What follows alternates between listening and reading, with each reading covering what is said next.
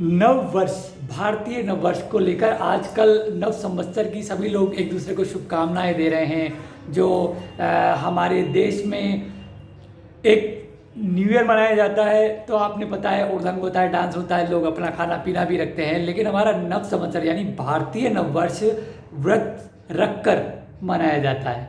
जहाँ खा के पी के डांस करके मनाया जा रहा है, वहाँ वो चीज़ व्रत रख के मनाई जा रही थी। इसी पे, इस विषय पे, इस अहम महत्वपूर्ण विषय पर आज जानकारी देंगे शहर के जाने माने प्लास्टिक सर्जन, वरिष्ठ plastic surgeon doctor Kaushal Kumar ji. Doctor Kaushal Kumar ji, आपका स्वागत है विश्वाई न्यूज़ के पोर्टल चैनल पे।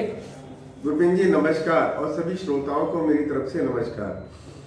देखिए, अगर हम ये जानना चाहें कि हमारे हिंदुस्तान का जो, मैं आपको वहाँ ले चलता हूँ जब भूखंड आवंटित हो रहे थे। जब पृथ्वी पहले एक भूखंड के रूप में थी और बाद में फिर ऑस्ट्रेलिया महाद्वीप और अमेरिकन महाद्वीप का जन्म हुआ।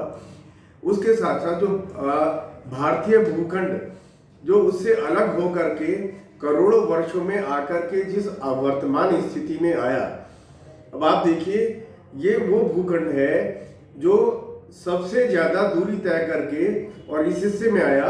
और अगर हम पूरी पृथ्वी का एक साथ आकलन करें तो हम पाएंगे जो हृदय का स्थान है वो इस भूखंड का स्थान है।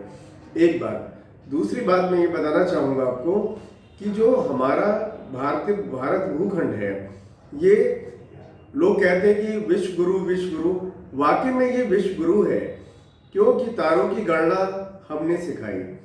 और मैं अगर वर्तमान की बात करूं तो सबसे पहली सर्जरी हिंदुस्तान में हुई। सुश्रुत ने सर्जिकल जो प्रोसीजर थे वो शुरू किए। ये पूरा विश्व मानता, पूरी दुनिया मानती है। तो ये भूखंड एक बहुत महत्वपूर्ण भूखंड है। एक बात। दूसरी चीज मैं आपको बताता हूँ कि जो सनातन धर्म इसको हम कहते हैं, सनातन एक आचार और व्यवहार की प्रणाली है। अर्थात हमने कुछ मापदंड, आचार विचार रहन सहन के जो हमने बनाए वो मानक हैं। तो ये हमेशा से ये जो सही चीज है उसको हम सनातन कहते हैं। एक बात। दूसरी चीज मैं आपको कहना चाहता हूँ कि देखिए, बात अब चैत्र शुक्ल की जो प्रतिपदा है उसमें हम भारतीय नववर्ष मनाते हैं। एक नववर्ष हम मनाते हैं जो 31 दिसंबर को हम मनाते हैं, नए साल का आगमन पर्व मनाते हैं। एक बार मैं कुछ संक्षेप में आपको समझाना चाहता हूँ। देखिए, उस वक्त जो सूर्य नारायण होते हैं वो दक्षिणायन में होते हैं। दक्षिणायन में हमारे शास्त्रों के हिसाब से माना जाता है कि जो दक्षिण में है वो राक्षसी प्रवृत्तियों का, राक्षसी जो ऊर्जा है उसका प्रकोप होता है, यानी कि वो प्रबल होती हैं। एक बात। दूसरी बात मैं आपको बताना चाहता हूँ, रात्रि सबसे ज़्यादा लंबी होती है उस पीरियड में और दिन छोटे होते हैं।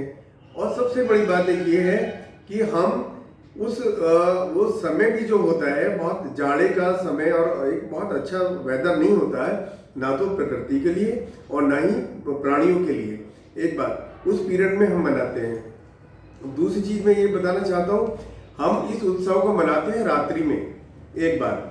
दूसरी चीज, हम उस उत्सव को मनाते हैं पार्टी करके। पार्टी में हम क्या करते हैं, देखिए, अल्कोहल का भरपूर इस्तेमाल होता है, मांसाहार का भरपूर इस्तेमाल होता है, हम डांस करते हैं और जो भी सारी प्रक्रिया सब जानते हैं, मुझे बहुत ज़्यादा उसके बारे में कहना नहीं।